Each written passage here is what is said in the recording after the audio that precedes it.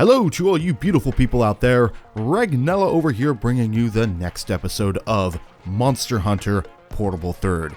In today's episode, we are continuing on with the key quests, where we are going to take a very sharp and long object, and we'll be inserting it into a spot that is very, let's say, sack-like.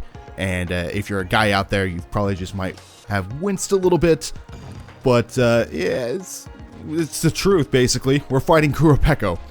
So just like with the last video, I'm going to be talking more in depth of what to expect when facing off against a low rank Qurupeco, especially if you decided to be a dum-dum and do the guild quests before doing the story first. Because I'm still advocating, do the story first before going into the guild stuff. It will save you a whole lot of headache and hassle and rage, and probably maybe save a blood vessel or two.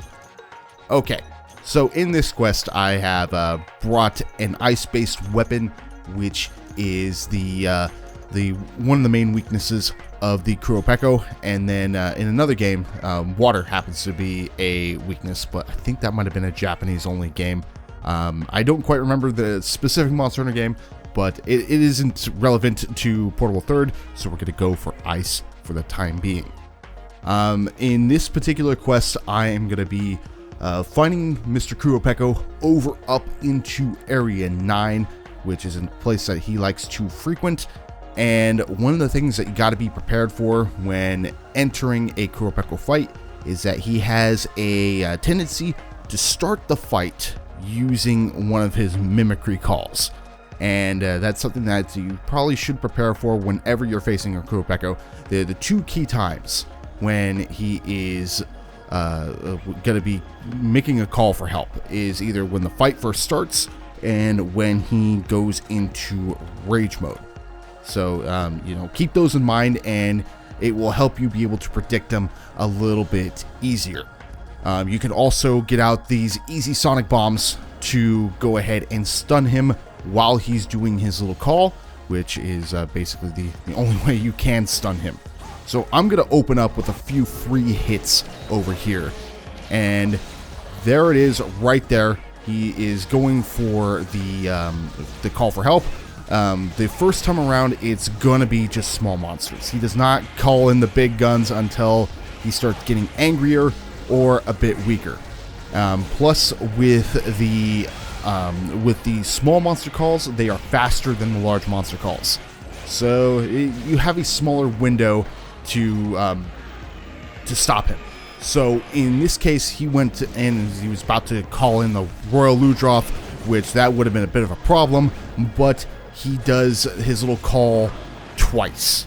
So it gives me a slightly more of a chance to throw out an easy sonic bomb and just make him stop it.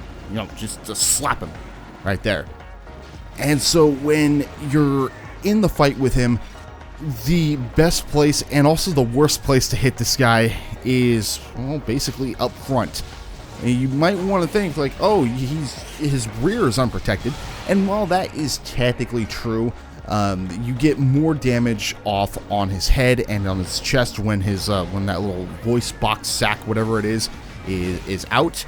However, the Qurupeco also has a nasty tendency of just doing random attacks that make him go forward, and they're quite sudden and not really blockable unless you're really prediction reliant and you have a shield. If you are using a weapon with no defense options, then it's a bit harder to get around. So let's go into what the Qurupeco can drop if you are looking for materials. I have the wiki open here, which is both the best and worst thing I've ever seen in my entire life. I don't know what the fandom wiki is all about with all these ads on it, but okay. So looking at the village and low rank guild stuff, for the initial 3 carves when you take down the Qurupeco, you can get a Qurupeco scale at a chance of 45%, a Qurupeco feather at about 32%, a medium monster bone at 12%, a vivid feather at 9%, and the coveted low rank item, the strange beak, at 2%. So while it's his rare-ish item, you're better off breaking his beak for that, but you can still get it from a carve. But if you break the beak, that 2% then becomes 75%, so way better. And then you got the Screamer at the last 25%. So Strange Feat 75, Screamer 25%. The Screamer is a great item because it is used in tandem with gunpowder to make sonic bombs, which can be used against Qurupeco and his voice mimicry shenanigans. So, and if the wiki page will cooperate with me for a second, okay. If you go after the Flintstones, so the little things at the tip of his wings there, unless you need Flintstones, it's not really beneficial for you to attack there because they're really hard, and a lot of times, well, you can't break them. But if you do manage to break them and not constantly bounce off of them, you have a 50% chance of getting those Flintstones, which, in my opinion, is a complete rip-off. And for some reason, there's a 40% chance for the Qurupeco Feather, and a Vivid Feather, another rare-ish item off the Qurupeco, is the final 10%. And then you have the Shiny Drops. So, I believe this is whenever he is stunned from when you throw a Sonic Bomb at him. So the little Shinies can either be a 75% chance for a Wavering Tears, 18% chance for a Qurupeco Scale, and the coveted Vivid Feather at that 7% chance. I don't know why it's at those weird specifics. And okay, I thought for a second there, I thought it didn't add up to 100%. It still kind of look like it adds up to it, but it does. All right.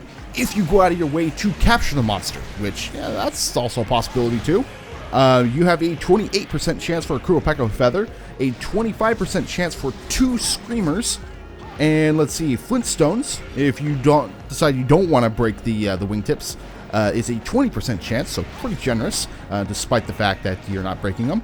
12% chance for the Vivid Feather, 2 medium monster bones for a chance of 10%, and then the Strange Beak at 5%.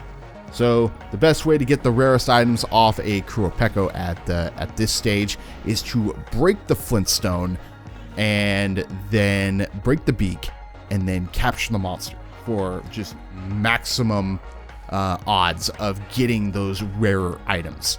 Even though the Strange Beak is the kind of the rarest item from him, the Vivid Feather is also that item that you just kind of need, and for some reason you just never have enough of. But yeah, the only other thing is to make sure that you don't get ambushed by a large monster. Try to aim for that sack whenever it opens.